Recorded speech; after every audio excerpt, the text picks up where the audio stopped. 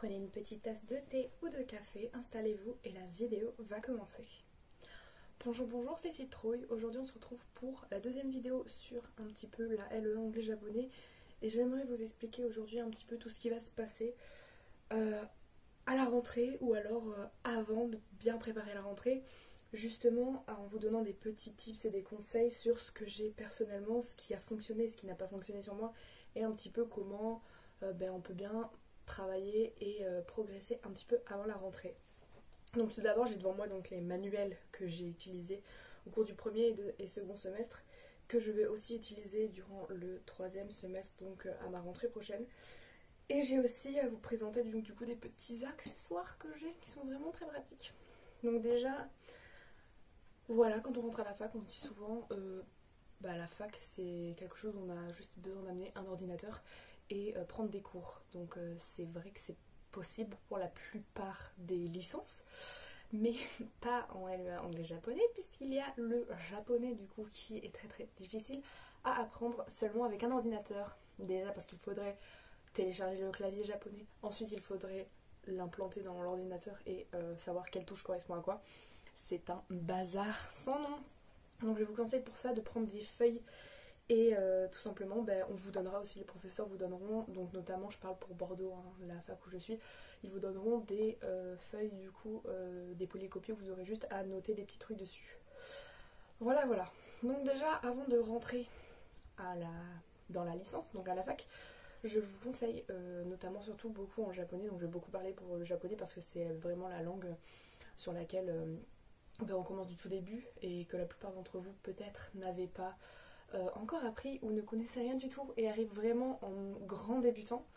Donc si jamais vous voulez vraiment commencer à la rentrée, il n'y a pas de souci, vous pouvez totalement commencer puisque vous aurez, je sais qu'à Bordeaux vous aurez la semaine de remise à niveau avec donc du coup des cours tous les jours, une semaine avant la rentrée officielle on va dire de tout le monde, où vous aurez des cours de japonais où on vous apprendra les hiragana, les katakana, donc les salutations et les quelques chiffres que vous aurez à apprendre.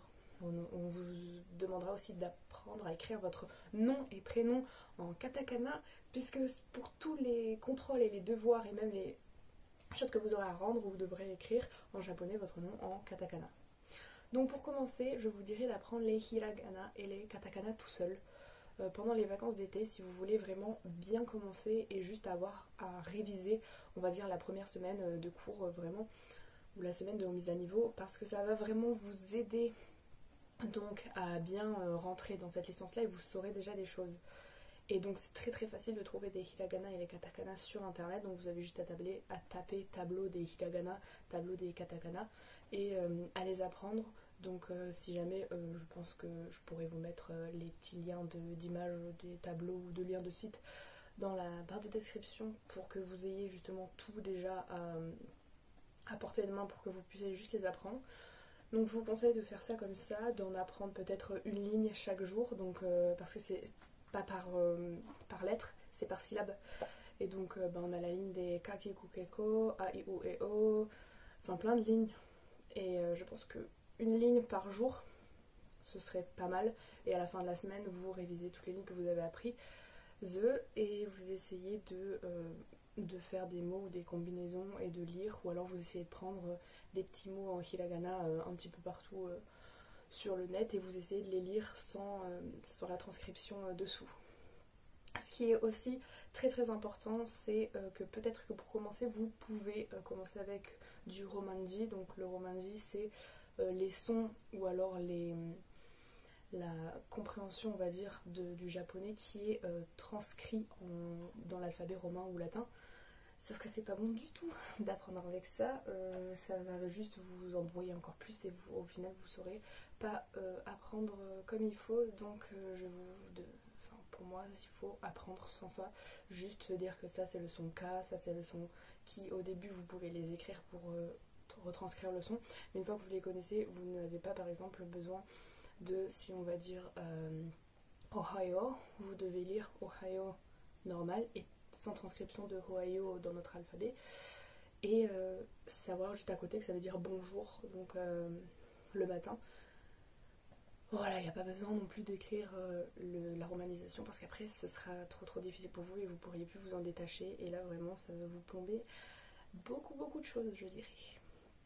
Donc du coup ça c'est pour la première partie. Vous pouvez aussi chercher des petites règles de grammaire sur internet, mais bon, je pense que pour l'instant la grammaire c'est un petit peu moyen tant qu'on n'a pas de cours à proprement parler. Donc les hiragana et les katakana c'est les deux alphabets, enfin syllabaires plutôt, qui sont utilisés couramment. Et il y a aussi du coup les kanji, vous savez peut-être, les kanji sont très difficiles à apprendre. Et donc notamment on a ce manuel là qu'on va utiliser pendant toute la première partie du semestre. Donc vous mettrez la référence aussi dans la barre de description. Voilà, et vous avez une application qui est totalement gratuite, donc si vous n'avez pas le manuel, vous n'avez pas besoin de vous le procurer, on va dire. Si jamais vous voulez, à l'intérieur, il y a, hop, que je vous montre un petit peu. On a en fait le kanji de base qui est dessiné ici.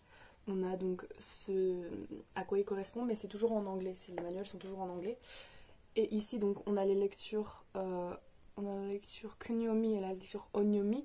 Ça vous apprendrez peut-être après ce que ça signifie. À part si vous voulez que je vous l'explique, n'hésitez pas à le dire en commentaire si vous voulez que je vous fasse un petit peu une description des kanji un petit peu plus approfondie, puisque c'est vrai que quand on n'y connaît rien c'est un petit peu le bazar. Et en dessous, donc là vous avez le tracé dans l'ordre des traits dans lequel vous devez le faire, et vous avez les mots de vocabulaire du coup qui sont, vous avez les mots en kanji, les mots du coup en hiragana et le mot en anglais.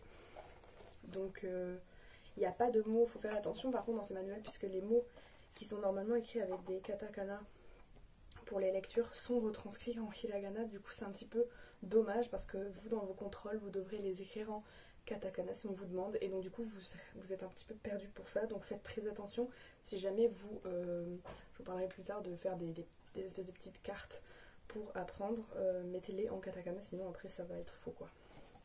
Donc du coup je vous disais que si vous n'avez pas besoin d'acheter le manuel pour l'instant, même si vous voulez pas du tout l'acheter, vous pouvez, vous avez juste à télécharger l'application qui est ici, donc de Basic Kanji Plus, et qui est très bien. Si jamais, voilà, je vous apprendrai peut-être aussi à vous en servir parce qu'elle est vraiment très compliquée au premier abord, on comprend rien du tout de l'application. Il faut vraiment appuyer sur des petits boutons qui sont vraiment calés sur le côté et qu'on pensait que c'était juste des petits logos qui servaient à rien, et au final ça vous donne l'ordre des traits et tout ça. Donc voilà, donc pas besoin d'acheter ce manuel là. Je pense que du coup la prochaine vidéo que je vous ferai c'est comment utiliser l'application de Basic Kanji. Mais voilà, je vous recommande vraiment de télécharger l'application et de commencer à les apprendre du coup une fois que vous avez appris les hiragana et les katakana. Je vous conseille d'apprendre ça après. Ensuite toujours bon pour le japonais, on va apprendre... Du coup, je vais vous montrer du coup les manuels que j'avais. Donc le manuel qu'on utilise, qui est totalement en japonais, celui-là. Et en fait, ça va tout simplement être celui-là où il va y avoir des exercices, des dialogues dedans, des espèces de petits tableaux que vous devez remplir ou quoi que ce soit. Et tout simplement, il s'appelle le Minna no Nihongo. Donc c'est l'édition, la nouvelle édition, ils ont demandé la nouvelle édition justement parce qu'il y a, faites attention à la nouvelle édition.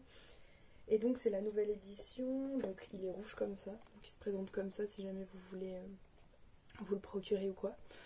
Vous pouvez trouver la première édition il me semble en PDF donc sur internet, et comme ça vous n'aurez pas besoin de l'acheter non plus, parce que il n'y a pas grand chose qui change en soi dedans. Mais après ça peut être, ça peut ne pas être la même chose que ce que les profs du coup ont, parce qu'ils ont le manuel, donc ça peut être différent.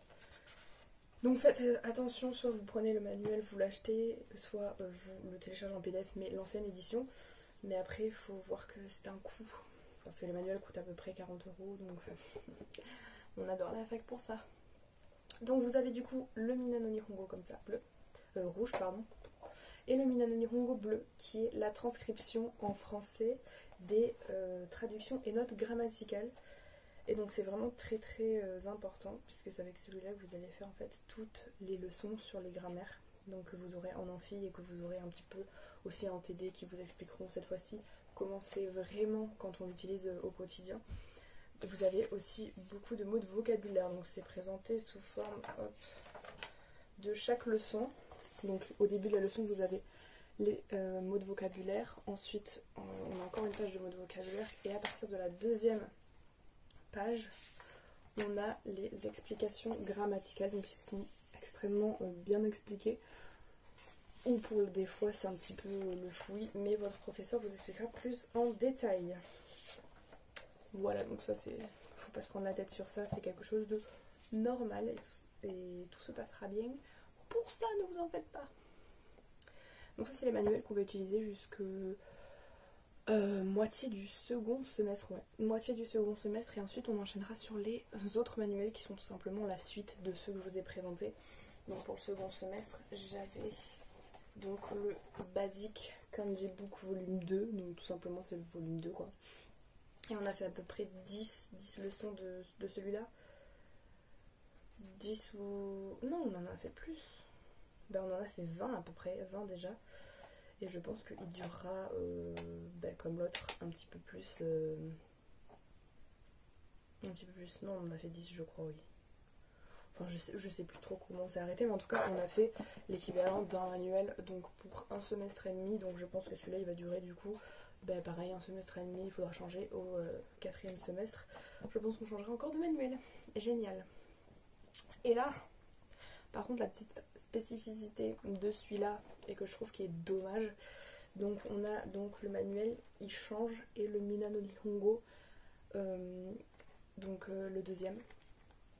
Donc faut faire attention parce que le dessin il change du coup, pour dire que c'est le 2. Je crois que c'est le Shokyu 2 qui est là. J'ai pas des mécans du oupsie, donc je sais plus lire ça. Mais le Shokyu 2, je crois que c'est ça. Et il faut faire attention, nouvelle édition aussi, hein, évidemment. Mais celui-là, il est directement donc en japonais et la couleur est bleue parce que tout simplement, ils n'ont pas réédité, il me semble, la version traduction explication grammaticale. Donc c'est vraiment quelque chose que je trouve dommage. Mais j'ai réussi à le trouver en l'ancienne édition donc de l'explication grammaticale en anglais. Et du coup je l'ai en PDF, donc je pense que vous pouvez le trouver. Si jamais, j'essaierai de vous mettre le lien parce que je sais plus du tout si j'ai le lien pour la version PDF, comme ça vous évitera de la chercher partout. Et c'est vrai que moi j'ai mis un petit peu de temps à la trouver parce qu'elle n'y était pas, et il n'y est pas donc en vente, donc c'est dommage parce que du coup on n'a pas les explications grammaticales, vous avez juste les TD, et ça c'est vraiment dommage parce que si jamais vous vouliez travailler chez vous un petit peu avec le manuel, là vous pourriez pas parce que vous l'auriez pas tout simplement parce qu'il n'est pas disponible. C'est vraiment très dommage. Donc pour finir avec le japonais, ensuite on passera à l'anglais parce que là je veux pas non plus que ça soit une vidéo que de japonais alors qu'on en a anglais-japonais. Donc là on va parler un petit peu support et tout ça, donc accessoires que j'utilise donc pour mes cours en amphi et tout ça. J'avais pris au début de l'année un ordinateur. Mais mon ordinateur était beaucoup trop gros, les tables d'amphi en fait à Bordeaux sont vraiment toutes petites. Enfin, moi, il y a une espèce de carré comme ça là, enfin des longs bancs, mais pour les tables, et c'est vraiment tout petit, donc un ordinateur comme le mien ne rentrait pas en fait, c'était beaucoup trop grand, et la batterie ne tenait pas longtemps puisque c'était un ordinateur, voilà, un ordinateur de base, et que j'ai pas de recharge pour l'ordinateur comme ça, et qu'il n'y a pas de prise dans tous les amphis. Ça on aime parce que c'est des amphis qui sont vieux, et que du coup il y en a qui étaient là avant que tout le monde ait des ordinateurs, donc que les étudiants aient des ordinateurs. Il y a juste un ou deux amphis qui ont des prises parce qu'ils ont été rénovés il n'y a pas longtemps, mais sinon la plupart n'ont pas de prise. Donc c'est vraiment dommage pour ça, parce que vous ne pouvez pas recharger vos ordinateurs, donc vous vous retrouvez avec un support en moins. Donc à la fin de l'année, ou à la fin de la journée déjà, voilà. Donc c'est vraiment dommage, vous faites attention de prendre soit des ordinateurs qui ont une très bonne batterie, soit, donc moi j'utilise un iPad, c'est vraiment très très facile à transporter, et je peux le mettre dans mon sac très facilement. Et donc avec ceci, j'ai donc le clavier qui est directement dans la coque, donc j'ai tout acheté sur l'iPad vient de Cdiscount, je crois. C'est même pas un iPad Pro ou quoi, c'est juste un iPad normal que j'ai payé de presque 300 €, c'est tout. C'est pas la dernière version non plus, hein. C'est un iPad 6ème génération, je sais pas du tout quand est-ce qu'il est sorti. Je m'y connais pas vraiment trop en tout ce qui est iPad ou quoi.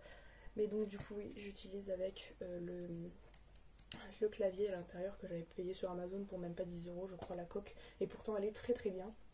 C'est un clavier par contre qui est en Bluetooth, donc il faut le recharger aussi. C'est pas les claviers Apple qui sont déjà intégrés à l'intérieur et que du coup vous n'avez pas besoin de mettre en Bluetooth, il me semble. Et donc du coup c'est avec cette petit aparté, hein, pas du tout, mais du coup c'est avec cet iPad là que je dessine pour faire les autres vidéos et pour faire les miniatures et tout ça. Donc avec cet iPad je fais quoi? J'utilise donc si jamais je vous ferai une vidéo aussi si vous voulez des applications que j'utilise, mais là je vais vous montrer une application du coup pour faire les cartes pour les kanji ou les mots de vocabulaire comme vous voulez. Je sais qu'il y a beaucoup de personnes qui parlent de Anki et donc c'est l'application on va dire que j'utilise aussi, mais pas le Anki Droid que vous avez puisque c'est Anki pour justement Android et que du coup il me fallait une application qui soit et sur mon téléphone et sur mon iPad pour pouvoir réviser les deux. Donc j'ai trouvé l'application qui s'appelle Anki App, donc c'est la petite application en orange ici et à l'intérieur c'est la même chose en fait que Anki. À l'intérieur, j'ai juste les leçons kanji 1, kanji 2, kanji 3, kanji 4 parce que pour l'instant je suis en train de les faire au fur et à mesure de réviser. Et donc je révise un petit peu tous les jours mes kanji et je les re-rentre à l'intérieur. Comme ça c'est plus facile. Sinon donc, petit aparté fini on va dire. Maintenant on va passer à l'anglais. Donc vraiment l'anglais pour les vacances, pareil pour le japonais, pour réviser un petit peu l'anglais pendant les vacances. Tout ce que vous avez à faire je pense que c'est de lire des livres en anglais ou de regarder des séries comme vous voulez, donc on va dire que c'est beaucoup plus cool que de faire le japonais, hein, vraiment, puisque vous avez juste à regarder des séries, écouter des musiques ou tout simplement lire des livres ou vous renseigner un petit peu sur l'actualité parce que vous allez enchaîner donc à la rentrée avec beaucoup d'actualités sur l'Angleterre, notamment avec le Brexit qui est... on en parle encore, oui on en parle encore, et un petit peu toutes les actualités aussi des États-Unis, enfin vous avez parlé beaucoup d'actualités, donc je vous conseille vraiment de bien vous renseigner et de continuer à progresser en anglais. Au niveau donc de ce que j'utilise pour l'anglais, donc j'utilise essentiellement pour l'anglais mon iPad du coup, puisque la totalité presque des cours donc se font, tout le monde a son ordinateur ou son iPad devant lui, on tape juste ce qu'on entend quoi. Il y a peut-être des fois des devoirs à rendre directement au professeur durant l'heure, mais c'est vraiment très minime. Il y en a un tous les mois peut-être je dirais.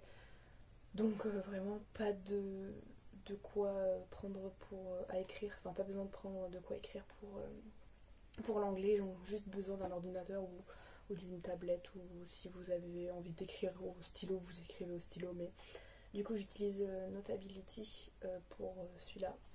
Et je pense que je vais vraiment utiliser, parce que j'utilisais aussi beaucoup de feuilles, donc, mais qui me servaient à rien du coup.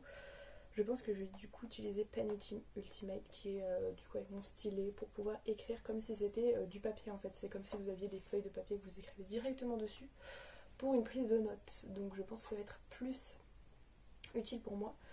Du coup, parce que ça m'évitera de consommer du papier, du coup je consommerai zéro papier vraiment, à part pour le japonais du coup.